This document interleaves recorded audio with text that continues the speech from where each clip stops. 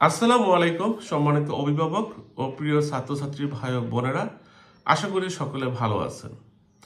আজকে কথা বলবো এই মুহূর্তে আমেরিকার স্টুডেন্ট ভিসা পাওয়ার জন্য নিজেকে কিভাবে অ্যাম্বাসিতে উপস্থাপন করব এ নিয়ে, বা এই মুহূর্তে কোন কোন স্টুডেন্টরা আমেরিকার ভিসা পাচ্ছে। আশা করি আলোচনাটি শোনার পরে আপনাদের এই বিষয়ে একটা বেসিক আইডিয়া পেয়ে যাবেন। আমি ডিএম রফিকুল ইসলাম কথা বলছি আইডিয়াল ওভারসিজ এডুকেশন থেকে। Ideal overseas education America, Canada, England সহ অন্যান্য দেশের স্টুডেন্ট ভিসা প্রসেস করে আছে। যে সকল ছাত্রছাত্রী ভাই বোনেরা বিদেশে উচ্চশিক্ষা গ্রহণ করার চিন্তা ভাবনা করছেন, তাদের যে কোনো তথ্য, ভর্তি, ভিসা প্রসেসিং এর জন্য আমাদের অফিসে যোগাযোগ করতে পারেন। তো যেটা নিয়ে কথা বলছিলাম সেটা হচ্ছে অনেকের ধারণা যে স্টুডেন্ট ভিসা কেন এখন আমেরিকা দিচ্ছে না। মূলত আপনি আমেরিকান এম্বাসিতে গেলে দেখবেন এমন কোনো দিন নাই যেদিন কেউ ভিসা পায় নাই, আবার এমন কোনো দিন নাই যেদিন সবাইকে রিফিউজ করে দিচ্ছে। ইট মিনস প্রতিদিন কেউ না কেউ ভিসা পাচ্ছে এবং কেউ না কেউ রিফিউজ হচ্ছে। এখন কেন, কি কারণে তাদের ভিসা হচ্ছে, কি কারণেই বা রিফিউজ হচ্ছে, এগুলি যদি আমরা বুঝতে পারি, ফাইন্ড আউট করতে পারি এবং নিজেকে ওইরকম ভাবে প্রস্তুত করতে পারি, আশা করি আমরাও ভিসা পাবো। প্রথমেই কথা বলবো ট্রাভেল হিস্টোরি নিয়ে। ট্রাভেল হিস্টোরিটা এখন আমেরিকার স্টুডেন্ট ভিসা পাওয়ার জন্য একটা রোল প্লে করে। কিছুদিন আগেও এই জিনিসগুলোই ছিল না। স্টুডেন্ট ভিসার ক্ষেত্রে ট্রাভেল হিস্টোরি কোনো ম্যাটার ছিল না, এখনো ম্যাটার করে না। তো গতানুগতিক স্টুডেন্টের থেকে আমার প্রোফাইলটাকে আমি একটু ডিফারেন্ট ওয়েতে যদি সাবমিট করতে চাই, উপস্থাপন করতে চাই নিজেকে, তাহলে ট্রাভেল হিস্টোরিটার কথা সর্বপ্রথম আমি বলবো। সকল স্টুডেন্টের প্রতি রিকোয়েস্ট থাকবে, যারা 2026 সালের সেপ্টেম্বর সেমিস্টারকে টার্গেট করে নিজেকে প্রস্তুত করছেন, যদি সম্ভব হয় আশেপাশে 2-4টা কান্ট্রি ভিজিট করে আসতে পারেন, যাতে করে আপনার DS-160 অ্যাপ্লিকেশনে মেনশন করা যায় যে আপনার 2-3টা দেশ, না পারলে মিনিমাম একটা দেশ হলেও ট্রাভেল করা আছে। আপনারা জানেন এখন ইন্ডিয়ার ট্যুরিস্ট ভিসা পাওয়াটা খুব কঠিন। এই মুহূর্তে আমি কাউকেই বলবো না ইন্ডিয়া ভিজিট করে আসেন। ইন্ডিয়ার বিকল্প হিসাবে আপনি নেপাল, মালদ্বীপ, শ্রীলঙ্কা এইসব কান্ট্রিগুলোকে চয়েস করতে পারেন। এইসব কান্ট্রিগুলোয় বাংলাদেশি পাসপোর্টধারীদের অন অ্যারাইভাল ভিসা দেয়। ইট মিনস আপনার কোনো ধরনের ভিসা প্রয়োজন নাই, টিকিট করেই এইসব কান্ট্রিগুলো আপনি ভিজিট করতে পারেন। তো ট্রাভেল হিস্টোরিটা কেন দরকার, সেটা হচ্ছে অন্য স্টুডেন্টদের থেকে নিজেকে একটু আলাদাভাবে উপস্থাপন করার জন্য এটা একটা রোল প্লে করে। অন দ্য আদার হ্যান্ড, আপনি যে ফিনান্সিয়ালি সলভেন্ট, আপনার বাবা মা যে আপনাকে আমেরিকার মাটিতে পড়াশোনা করার মতো অর্থনৈতিক সক্ষমতা রাখে, ইন্টারন্যাশনাল 2-4টা ট্রাভেল হিস্টোরি থাকলে সেটা উপস্থাপন করতে, বুঝাইতে খুব সহজ হয়। তখন ভিসা অফিসাররা মনে করবেন নিশ্চয়ই এই স্টুডেন্ট ফ্যামিলি ফিনান্সিয়ালি সলভেন্ট না হলে সে বিভিন্ন দেশে ঘুরতে যেত না, বা ঘোরাঘুরির অভ্যাস তার মনে তৈরি হতো না। যেহেতু পয়সা আছে, পয়সা থাকার কারণে সে বিভিন্ন দেশে ঘুরতে পারছে। তো এই বিষয়টা মাথায় রাখবেন। দ্বিতীয়ত কথা বলবো সাবজেক্ট নিয়ে। এই কথাগুলো আমি বারে বারে বলি, তারপর আবারও বলছি, সেটা হচ্ছে গতানুগতিক সাবজেক্টে আমরা অ্যাপ্লিকেশন না করি। কিছু কিছু সাবজেক্টকে আমি রিকমেন্ড করি, হয়তোবা আমাদের বাংলাদেশি ছাত্রছাত্রী ভাই বোনদের এগুলো ভালো নাও লাগতে পারে, তারপরও ভিসার জন্য জরুরি। যেরকম আর্লি চাইল্ড কেয়ার এডুকেশন, আমেরিকাতে এই সাবজেক্টটার খুব ডিমান্ড এবং এই সেক্টরে লোকবল কম। এখানে যদি অ্যাডমিশন হয়, মোটামুটি নিজেকে উপস্থাপন করতে পারলে এম্বাসিতে আপনার ভিসা হয়ে যাবে, কেননা এই সেক্টরে আমেরিকাতে লোকবল দরকার। তারপরে যদি আমি কথা বলি কুলিনারি আর্টস শেপের কোর্স, এটা হইতেছে যে আমেরিকাতে কিন্তু প্রফেশনাল শেপের খুব অভাব বা কম।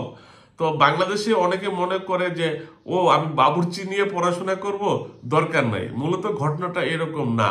কুলিনারি আর্টস একটা ইন্টারন্যাশনাল মানের ডিগ্রি। তো যাদের এই ডিগ্রিটা আছে তারা আমেরিকাতে প্রফেশনালি যেরকম আগে যাবে, ঠিক একইভাবে H1B বা EB3-তে তার ভিসা কনভার্ট করে ফেলতে সুবিধা হবে। তারপরে আমি কথা বলবো নার্সিং নিয়ে। নার্সিং অনেকেই মনে করে যে আমি আমেরিকাতে নার্সিং পড়বো না, এটা একটা ভালো চোখে মানুষ দেখবে না। আসলে বিষয়টা তা না। নার্সিং এর কিন্তু খুব ডিমান্ড আমেরিকাতে। তো যে সকল সাবজেক্ট গুলাই রিলিভেন্ট আমেরিকার সরকারের প্রয়োজন, ওই সকল সাবজেক্টে কিন্তু আপনার কোয়ালিফিকেশন তুলনামূলক কম থাকলেও ভিসা পাওয়ার পসিবিলিটি অনেক হাই, কেননা ওই সকল সাবজেক্টের লোকজন আমেরিকাতে প্রয়োজন। আমি এগুলো ছাড়া যারা সায়েন্স ব্যাকগ্রাউন্ড স্টুডেন্ট আছে তাদের প্রতি পরামর্শ থাকবে, আপনারা আইটি নিয়ে পড়াশোনা করতে পারেন, সাইবার সিকিউরিটি নিয়ে পড়াশোনা করতে পারেন, ডাটা অ্যানালিটিক্স নিয়ে কথা বলতে পারেন, পড়াশোনা করতে পারেন। Cyber security, data analytics, artificial intelligence, এই সব সেক্টরে কিন্তু ভালো একটা মার্কেট আপনি পাবেন পড়াশোনা শেষ করার পরে। ইভেন বাংলাদেশের থেকে ভিসা পেতেও সুবিধা হবে। তাই আমি বলবো যারা আমেরিকাতে পড়াশোনা করতে ইচ্ছুক তারা গতানুগতিক সাবজেক্টে আবেদন না করে রিসার্চ করে ফাইন্ড আউট করা কোন সেক্টরে আমেরিকাতে লোকবল কম, কোন সেক্টরে গভর্নমেন্টের লোকবল প্রয়োজন, ওই অনুযায়ী যদি আমি সাবজেক্ট চয়েস করি সেক্ষেত্রে ভিসা পেতে আমার যেরকম সহজ হয়ে যাবে, ঠিক একইভাবে আমেরিকাতে গিয়ে পড়াশোনা শেষ করে ওয়ার্ক পারমিট নেওয়া, সিটিজেনশিপ নেওয়া, এগুলোই তুলনামূলকভাবে সহজ হয়ে যাবে। এরপর আমি কথা বলবো DS-160 অ্যাপ্লিকেশন নিয়ে। DS-160 অ্যাপ্লিকেশনটাই মূলত একটা ফর্ম, যে ফর্মে আপনার সকল তথ্য থাকবে। এই তথ্যগুলাই দেখি ভিসা অফিসার সিদ্ধান্ত গ্রহণ করবে সে আপনাকে ভিসা দিবে নাকি ভিসা দিবে না। DS-160টা ফিল আপ যদি নিজে করতে না পারেন, পরামর্শ থাকবে কোনো অভিজ্ঞ ব্যক্তির সহযোগিতা নিন। এটা অনেক সেন্সিটিভ একটা ইস্যু, হয়তোবা সামান্য একটু ভুল করবেন কিন্তু এটার খেসারতটা দিতে হবে আপনাকে সারা জীবন। তাই DS-160 অ্যাপ্লিকেশন ফর্ম ফিল আপের সময় সতর্ক থাকুন। যে সকল তথ্যগুলাই দিবেন আপনি এই সকল তথ্যের উপরেই আপনি ইন্টারভিউতে ভিসা অফিসারের প্রশ্নের অ্যান্সার গুলাই দিবেন, যাতে DS-160 এবং ইন্টারভিউর সময় আপনার কোশ্চেনের অ্যান্সার গুলোর মধ্যে একটা সামঞ্জস্যপূর্ণ ইনফরমেশন গুলাই যাতে থাকে। এরপরে আমি কথা বলবো ইন্টারভিউ নিয়ে বললাম কথা, ট্রাভেল হিস্ট্রি নিয়ে কথা বললাম, DS-160 নিয়ে কথা বললাম, সাবজেক্ট নিয়ে কথা বললাম। এরপরে এক্সট্রা কারিকুলাম অ্যাক্টিভিটিস নিয়ে একটু কথা বলি।